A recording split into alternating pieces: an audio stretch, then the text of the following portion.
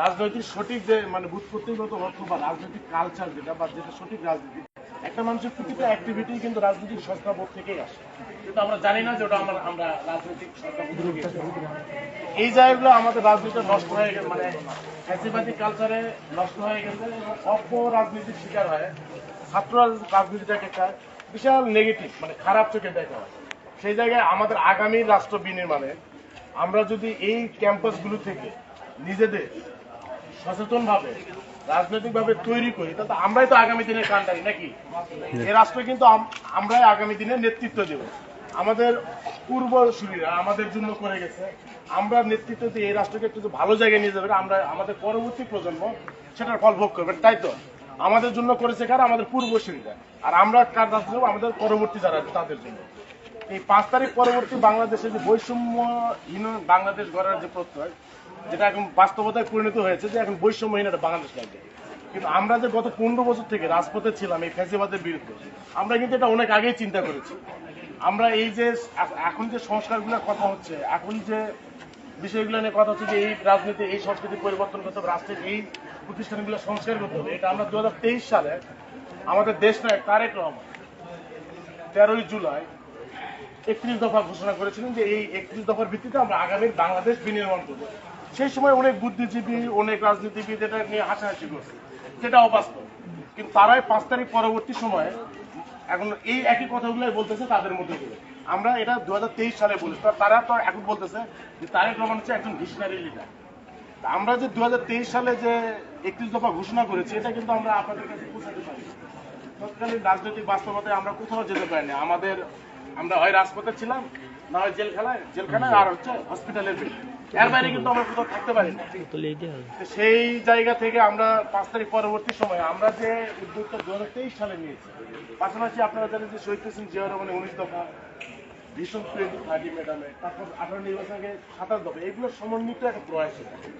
এই বিষয়ে আমরা যে কি উদ্যোগ মানে আমাদের আগামী বাংলাদেশে আমাদের পরিকল্পনা কি, আমাদের লিডার কেমন বাংলাদেশ দেখতে চায়, পাশাপাশি আপনারা কেমন দেখতে চান, মানে আমি যেটা বলবো সেটাই গ্রহণ করতে হবে। এই নীতি ছিল গত 15 বছর যে আপনি কথা বলতে পারবেন না, আমি যা বলবো তা আপনাকে মানতে হবে, শুনতে হবে। আপনি না শুনলে আপনি স্বাধীনতা বিরোধী, না হয় আপনি জঙ্গি, না হয় আপনি দেশ বিরোধী, এই ধরনের তকমা লাগানো হচ্ছে। ভিন্ন মত পোষণ করা বা ভিন্ন মত গ্রহণ করা গণতন্ত্রের অন্যতম একটা সৌন্দর্য, যেটা আমাদের এই গণতান্ত্রিক রাষ্ট্র ব্যবস্থা ছিল না, তো ফাঁসিবাদ ছিল।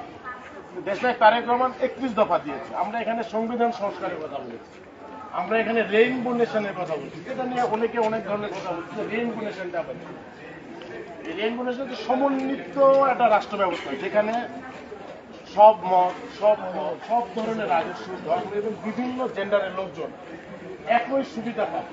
এটা হচ্ছে আমরা রেইনবো নেশনের কথা বলছি। সেখানে এটা কিভাবে বাস্তবায়ন করবে, যেখানে একটা রিকনসিলিয়েশন মানে কাউন্সিল থাকবে, মানে উচ্চ পরিষদ থাকবে। এই সমাজের অনেক মানে মুরব্বী আছে যারা অনেক মেধা রাখে, কিন্তু তারা আমাদের পার্লামেন্টে গিয়ে কথা বলতে পারে। তাদের জন্য আমরা বলছি রিকনসিলিয়েশন কাউন্সিল করবো, যারা ওনারা মতামত দিবে ওনাদের মতামত। পাশাপাশি দেখবেন যে দীর্ঘদিন ক্ষমতায় থাকার ফলে আপনি ক্ষমতার একটা দম্ভ চলে আসে, যেটা বিগত এক স্বৈরাচার নেত্রীর মধ্যে আমরা দেখেছি। দীর্ঘদিন ক্ষমতায় থাকলে আমার কাউরে তখন প্রতিদ্বন্দ্বী মনে হয়, সে জায়গায় আমরা ক্ষমতার বলছি যে 2 বারের বেশি প্রধানমন্ত্রী থাকা যাবে না।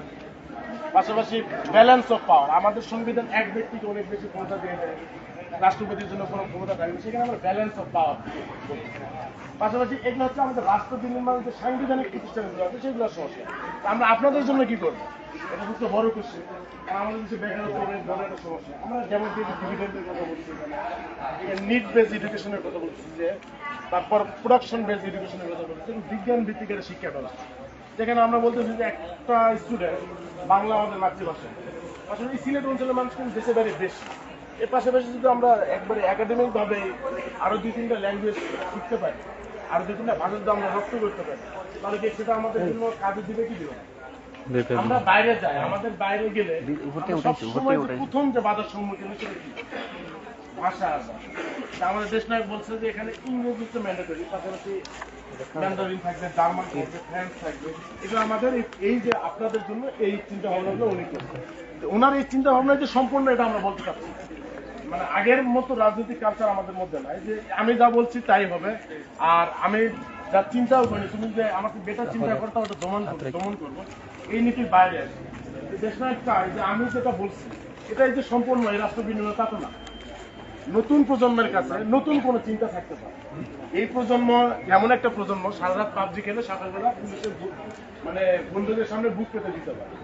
এই প্রজন্ম ঘুমায় না। এই প্রজন্ম খুবই চিন্তাশীল এবং মানে কি তারা যে কোনো মুহূর্তে যে কোনো মানে একটা ফেসিবাদকে ভেঙে চুরমার করে দিয়েছে, যেটা আমাদের কি বলবো মানে সবচেয়ে গেড়ে বসছে।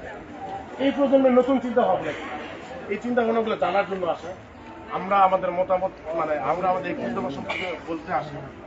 আপনারা যে চিন্তা ভাবনাগুলো করেন এই চিন্তা ভাবনাগুলো আপনাদের মধ্যে রাখেন। আপনারা অনেক মেধাবী, আপনাদের মতো মেধাবী হতে পারি, কিন্তু আপনারা যদি আপনাদের এই চিন্তাগুলো যদি আমাদের জানা ভিন্ন থাকতে পারে, আপনি আমার কথা মানতে পারেন নাও পারেন, এই কথাগুলো জানান তাহলে আমি এই বিষয়গুলো নিয়ে আগামী বাংলাদেশে গিয়ে অ্যাড করতে পারি বা এই 31 দফার মধ্যে কোনো ভুল আছে কিনা। আপনাদের চোখে ভুল বেরোতে পারে, আমার চোখে বেরোয়নি, রিমন ভাই চোখে আর কিছু বেরোতে পারে, এই ভুলগুলো নিয়ে আপনারা কথা বলতে পারেন। পাশাপাশি এই ক্যাম্পাসের মালিক আপনারা, এটা কি আপনাদের মনে হয়েছে গত 15 বছর যে এই ক্যাম্পাসের মালিক আপনারা? এই ক্যাম্পাসের রেগুলার স্টুডেন্ট মানে এই ক্যাম্পাসের মালিক। এই ক্যাম্পাসে কেমন রাজনীতি হবে, এই ক্যাম্পাসে রাজনীতি মানে কিভাবে পরিচালিত হবে, নেতৃত্ব কারা দিবে, ইস্যু ভিত্তিক রাজনীতিটা কেমন হবে, একজন নেতা বানাইলাম বানিয়ে দিয়েছে ক্যাম্পাসের কোনো বিষয় না, মাঝে মধ্যে আসবে শিক্ষকের সঙ্গে বেয়াদবি করবে, ছাত্রীদের সঙ্গে বেয়াদবি করবে। এই ধরনের ক্যাম্পাস রাজনীতি আমরা আর চাচ্ছি। আমরা কি চাচ্ছি, আপনারা নেতৃত্ব বাছাই করে দেবেন রিঙ্গন ভাই এখানে আসলে এটা হচ্ছে আপনাদের কাজ। আপনারা যদি আপনাদের নেতা নির্বাচন না করতে পারে সে নেতা কিন্তু আপনাদের কথা শুনবে না। বিগত 15 বছরের উদাহরণ আছে যে আমরা ভোট দিতে পারি। আমার কাছে